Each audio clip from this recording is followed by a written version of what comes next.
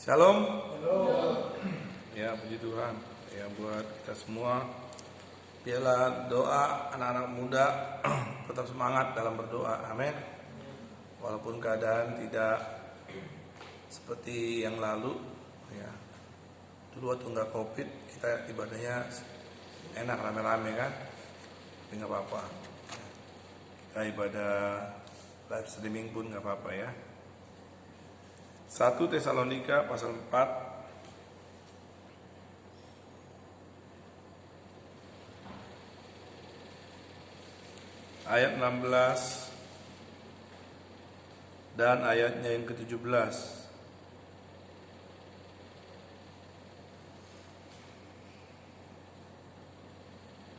Sudah dapat? 1 Tesalonika pasal 4 ayat 16 dan 17, sama-sama 1 2 3. Sebab pada waktu tanda diberi, yaitu pada waktu penghulu malaikat berseru dan sangkakala Allah berbunyi, maka Tuhan sendiri akan turun dari surga, dan mereka yang mati dalam Kristus akan lebih dahulu bangkit. Setelah itu kita yang hidup, yang masih tinggal, akan diangkat bersama-sama dengan mereka dalam awan menunggu Tuhan di angkasa.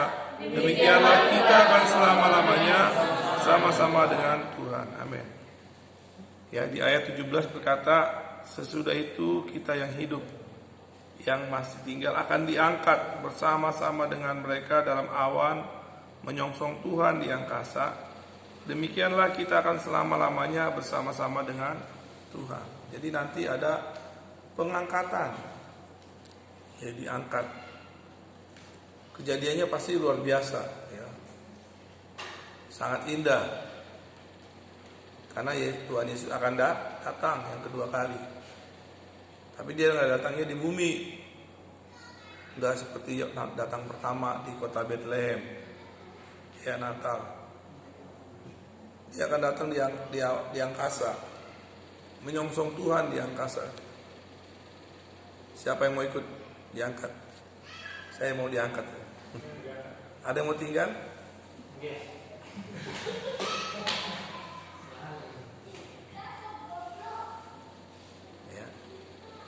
Kalau tinggal itu ada apa memang kalau tinggal? Kalau tinggal nanti ada antikris, ya. Kita nggak ngomongin itu sekarang. Kita mau ngomongin tentang diangkat. Tapi saya pengen anak-anak muda nanya, ya. Kalau nggak ngerti nanya. Nah, Tuhan bilang dia akan datang yang kedua.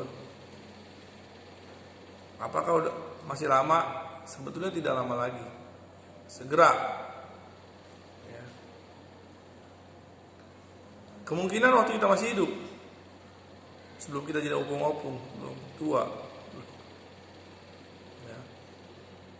Tapi harinya nggak ada yang tahu, tanggalnya nggak ada yang tahu. Tapi kalau lihat tanda-tandanya, berarti tidak lama lagi Tuhan akan datang. Nah, jadi buat kita semua sekarang pertanyaannya, bagaimana supaya diangkat? Betul nggak?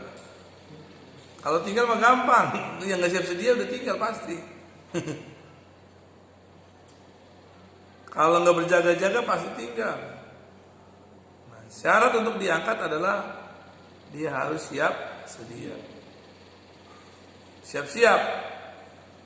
Apa yang harus dipersiapkan? Nah, itu pertanyaan kan?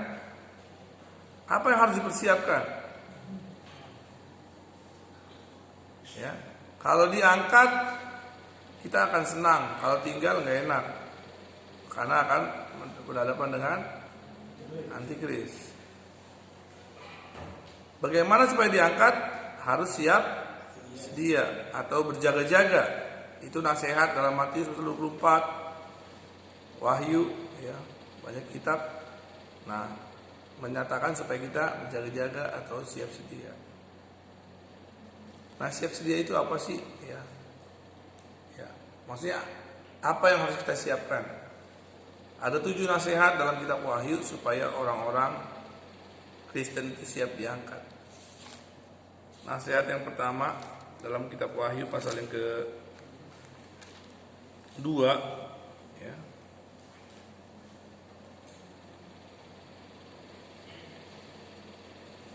Ayatnya yang ke-4. Wahyu 2 ayat 4, 1 2 3. Namun demikian aku mencela engkau, karena engkau telah meninggalkan kasihmu yang semula. 5. Sebab itu ingatlah betapa dalamnya engkau telah jatuh, bertobatlah dan lakukanlah lagi apa yang semula engkau lakukan. Jika tidak demikian, aku akan datang kepadamu dan aku akan mengambil kaki dianmu dari tempatnya, jika engkau tidak tobat. Jadi orang yang siap sedia adalah orang yang mengasihi Tuhan secara mula-mula. First love, ya. Apa bahasa Inggrisnya? First love. Cinta pertama, cinta yang mula-mula, cinta awal-awal kepada Tuhan Yesus.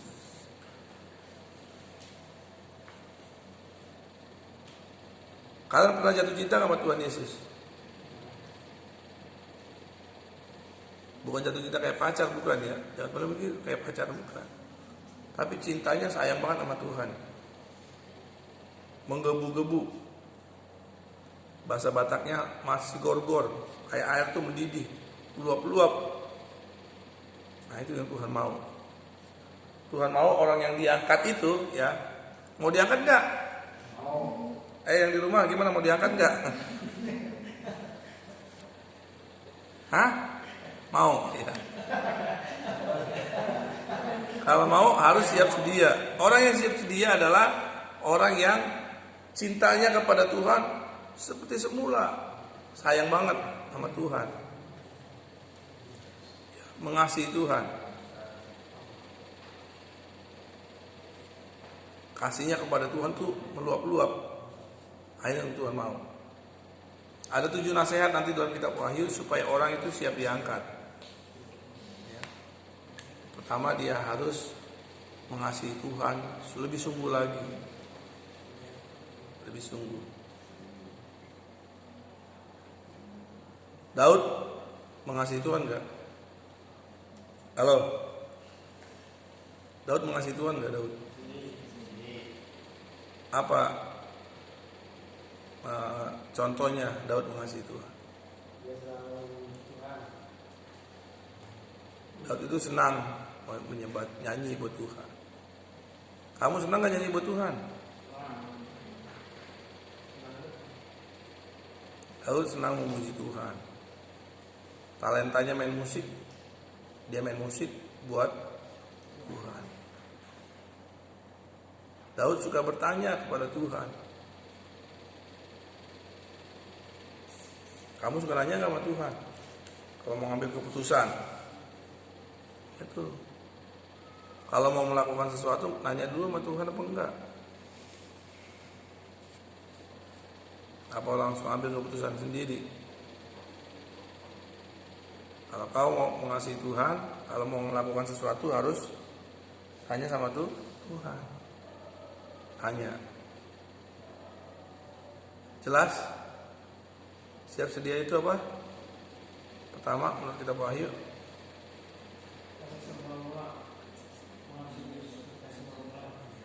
mengasihi Tuhan. Kasih mula-mula, jangan ditinggalkan. Cuman nih kelihatannya kayak nggak semangat kan? Apa pada mau tinggal aja babelan? Hah?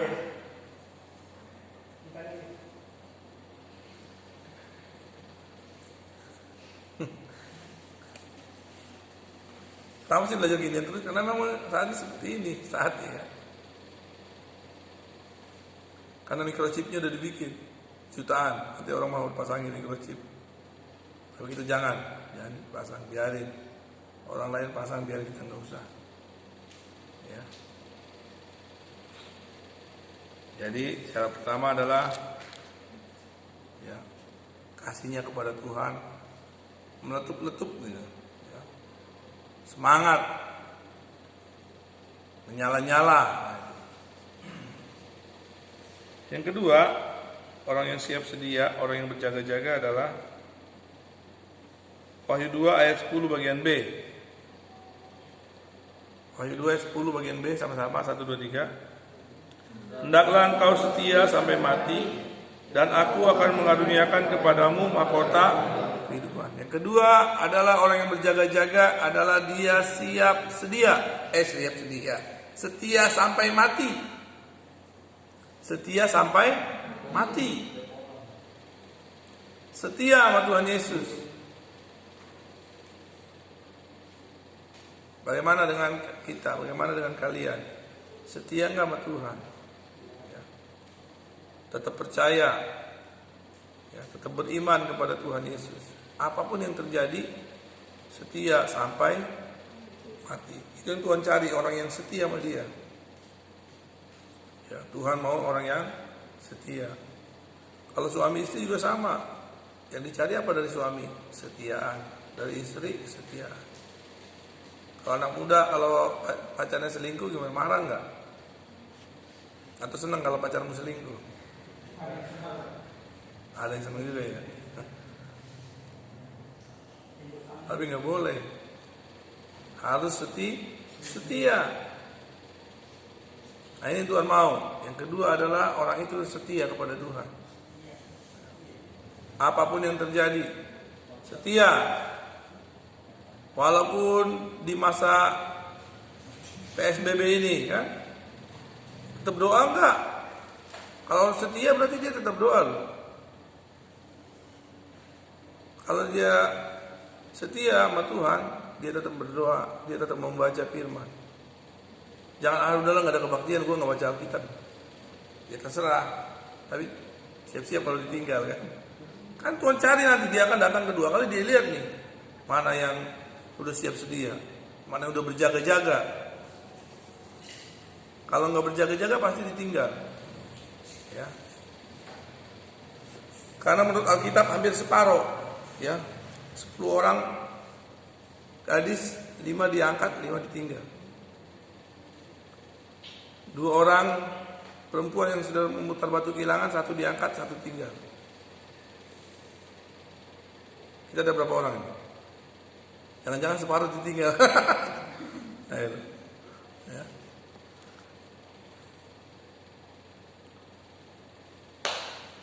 Kalau mau diangkat, kalau mau ketemu Tuhan, harus setia. Kan ini udah dikasih ayatnya, firman Tuhannya. Wahyu, sekarang yang ketiga, Wahyu 2 ayatnya yang ke-14. 1, 2, 3. Tetapi aku mempunyai beberapa keberatan terhadap engkau. Di antaramu ada beberapa orang yang menganut ajaran Bileam, yang memberi nasihat kepada Balak untuk menyerahkan orang Israel supaya mereka makan persembahan berhala dan berbuat zina. Jadi ada ajaran Bileam. Ajaran Bileam. Ajaran cinta beda agama. Karena ada lagunya kan? Gimana lagunya? Gimana lagunya?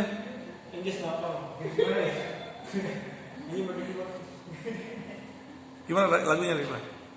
Tahu nggak lagunya?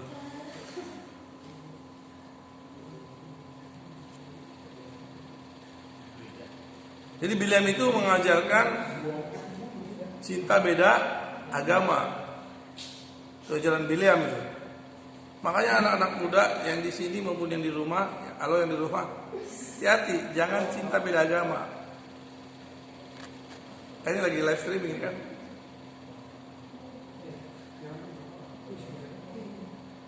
Dua Korintus 6 ayat 14-15. 2 Korintus 6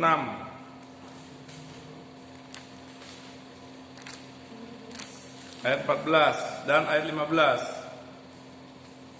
1, udah dapat? 2, 3. Janganlah kamu merupakan pasangan yang tidak seimbang dengan orang-orang yang tak percaya. Sebab persamaan apakah terdapat antara kebenaran dan kedurhakaan? Atau bagaimanakah terang dapat bersatu dengan gelap? Persamaan apakah yang terdapat antara Kristus dan Belial? Apakah bagian bersama orang-orang percaya dengan orang yang tak percaya? Ya. Janganlah kamu merupakan pasangan yang tidak seimbang dengan orang-orang yang tak percaya. Kita adalah orang yang percaya. Believe, bahasa Inggrisnya believe. Believe dengan believer ya, believer orang percaya, dan yang tidak percaya, unbeliever. Paham? Di hati kita ini nggak boleh ada ajaran Bileam. Apa ajaran Bileam? Cinta beda agama. Nggak boleh.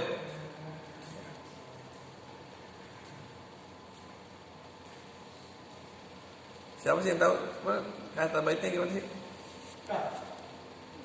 Masa anak muda nggak tahu? Kayaknya pernah dengar saya.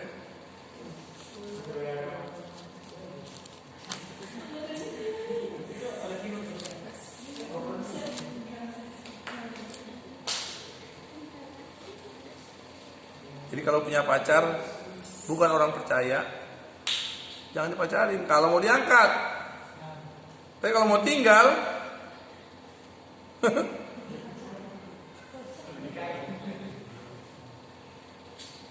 ya. Kalau mau diangkat nanti waktu Tuhan datang, kalau kita diangkat ke atas, caranya adalah jangan memiliki ajaran Bileam. Dia bilang nggak apa-apa beda agama. Ya ini kitab Wahyu dia jelasin ya. Ada 7 nanti supaya kita menjadi orang-orang yang diangkat, menyongsong Tuhan di angkasa. Kalau ada yang beda agama, putuskan, diputus.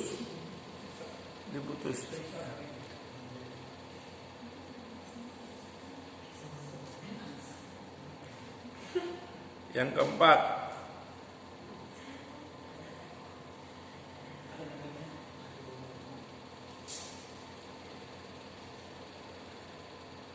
Wahyu pasal 2 ayat yang ke-21 22.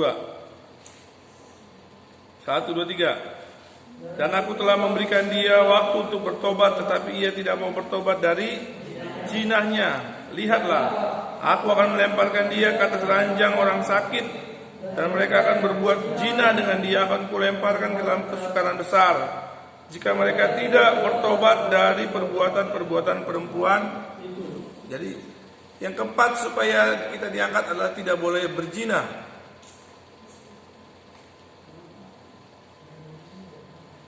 Karena anak-anak kecil udah ada juga ya, beberapa saya lihat pelacur-pelacur di bawah umur. Ya di berita itu kan kelihatan masih di bawah umur udah jadi pelacur. Anak muda banyak yang jadi pelacur. Pelakor juga banyak juga. Daripada kawin sama anak muda, dengan kawin bapak-bapak aja dah, cepet gitu kan. Daripada membujangan, mendingan dengan bapak-bapak aja. Itu pelakor, perebut laki orang. Jangan berzina, kata Tuhan. Jangan berzina. Kalau berzina, tinggal. Tuhan udah bilang tadi supaya tobat dari zinanya. Kalau enggak aku lemparkan ke ranjang orang sakit.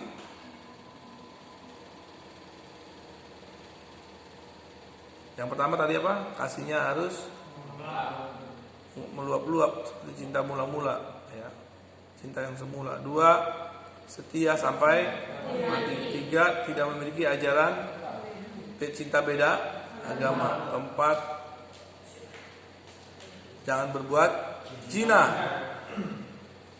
Jangan melakukan hubungan seks persetubuhan sebelum kalian menikah. Ya. Halo anak muda, oke? Mana kalian jawab ini? Jangan melakukan hubungan persetubuhan sebelum menikah. Supaya diangkat. Jangan nonton porno, film porno, video porno, jangan.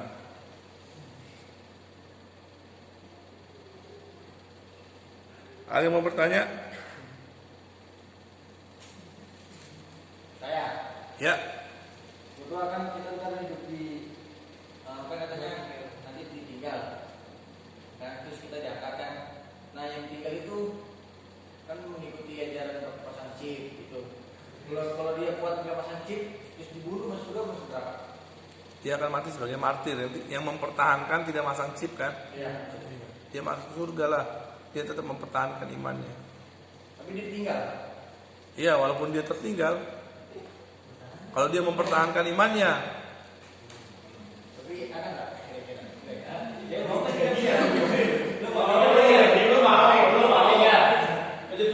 Nah, dia tanya kalau yang ditinggal itu kira-kira ada nggak yang mempertahankan iman, ya kan? Itu kan? Kalau menurut saya pasti ada lah yang bertahan. Tapi emang kebanyakan mungkin nggak tahan karena nggak boleh menjual, nggak boleh membeli tanpa chip itu. Bayangin kalau lapar kan.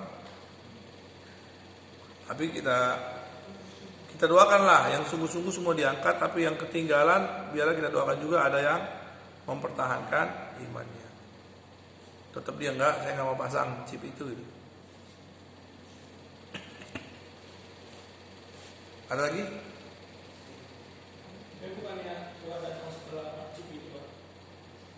Tuhan datang setelah chip.